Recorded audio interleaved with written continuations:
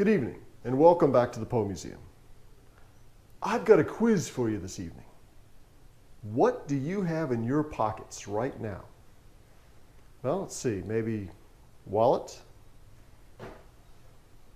your keys, a murder weapon? Well, what do you think old Edgar Allan Poe kept in his pocket?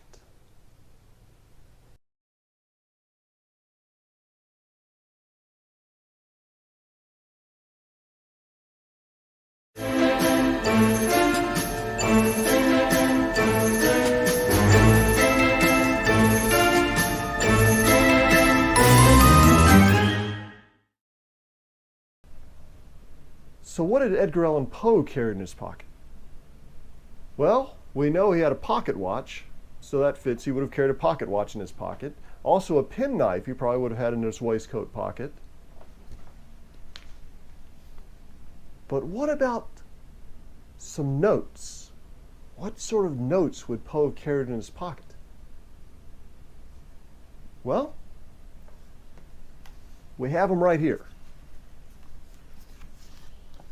These are Edgar Allan Poe's notes on Shakespeare, taken when he was about 20 years old. Fills both sides of the page with it. And you notice this side's a little bit darker than the other ones. I think this was the one that was folded up on the outside. Right here. This would have been the part that got dirty, while the other parts of it stayed clean. Just like we see here.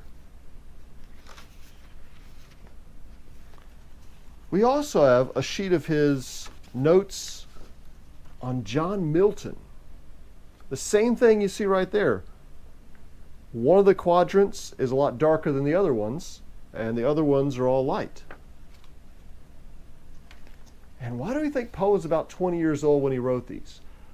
Well, scholars, including Thomas Olive Mabbott, one of the main Poe scholars of the 20th century, saw reflections of these notes on Milton in Poe's early poem, Allan, the longest poem he ever wrote.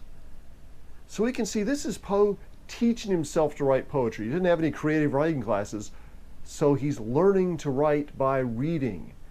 And at least in Allan, he seems to be imitating one of his models. And it didn't take him long after that to completely turn on Milton and Shakespeare. And some of the people who knew him said he just couldn't stand them, didn't have any respect for them at all. In fact, just 2 years later, Poe published his third book of poetry. And he said by then that the problem with Milton's poems is they're too long.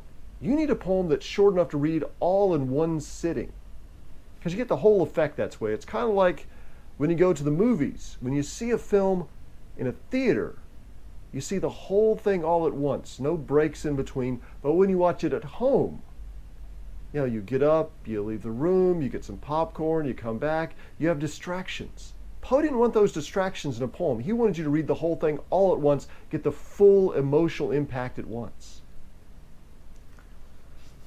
And with Poe's third book of poetry, he included a little introduction where he mentions both Shakespeare and Milton. He has some nice things to say about Shakespeare here. A fool, for example, thinks Shakespeare a great poet. Yet the fool has never read Shakespeare. He kind of seemed to think that people just thought they should like Shakespeare because he's a big name in poetry.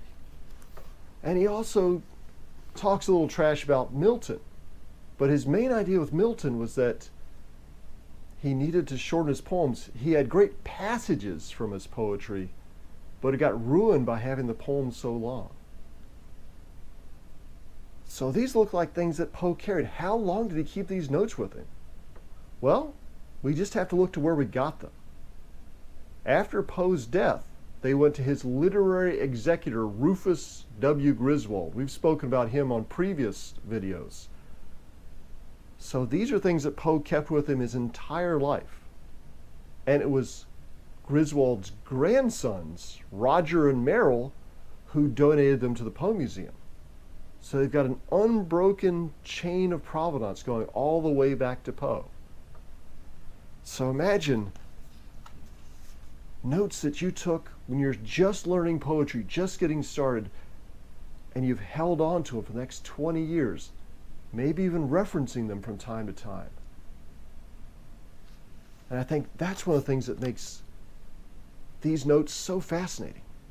If we take a closer look, especially in the Shakespeare pieces, you might notice quotes from Measure for Measure, or Much Ado About Nothing, A Midsummer Night's Dream, Romeo and Juliet over here, King Lear. So we know that Poe's widely read, and whenever he saw a verse or a couplet, or maybe just an idea that he thought would be particularly effective, he'd take a note on it to use those ideas for later. And that's how he built up a rich memory of the literary culture around him. Same thing here with John Milton. A lot of notes here on Comus, which Poe actually thought was superior to Paradise Lost. So next time that you're at the Poe Museum, take a close look at these tiny, tiny notes.